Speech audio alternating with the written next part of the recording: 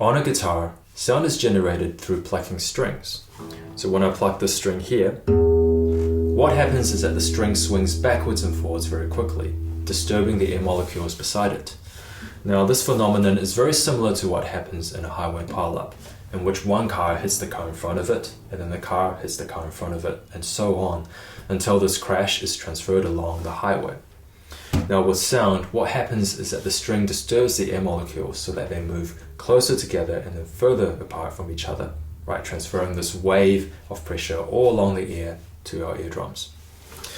Now, with a guitar, when I pluck a string, this vibration travels all the way across the string to this part of the guitar called the bridge.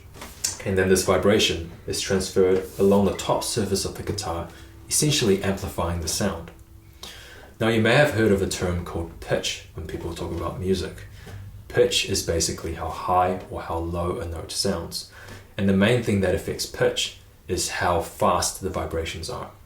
So for human ears, we can hear usually between 20 to 20,000 hertz. 20 hertz basically means 20 cycles per second, and 20,000 hertz means 20,000 cycles per second. So for example, this string here is 110 hertz, which means that it's vibrating backwards and forwards at 110 times per second. Now, with a guitar, there are three main things that affect the pitch of a string. The first thing is the weight of a string. The heavier the string, the lower the note sounds because the slower it's vibrating. So this string here is a lot thicker than this string up here. So it's a lot heavier and it vibrates slower, so it sounds lower. The second thing that affects pitch is how tightly the strings are wound up. A tighter string vibrates faster than a looser string. So these pegs here are called tuning pegs, and they allow us to tighten or loosen the strings very precisely. So for example, if I loosen this string here, the pitch lowers, but if I tighten the string,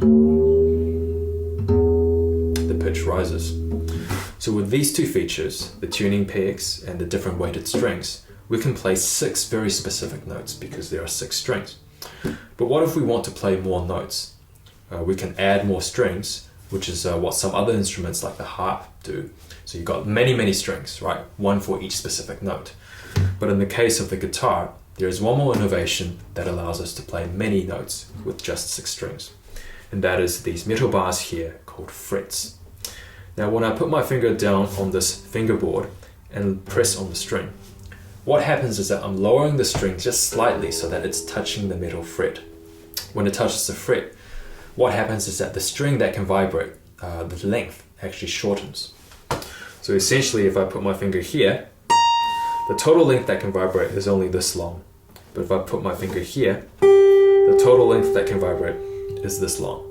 Right? So you can hear that this note is lower than this note. Right?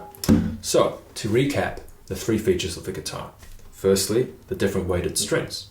Secondly, the tuning pegs. And thirdly, these metal bars called frets. These 3 work together to allow us to play a large combination of notes, all within the reach of our hand.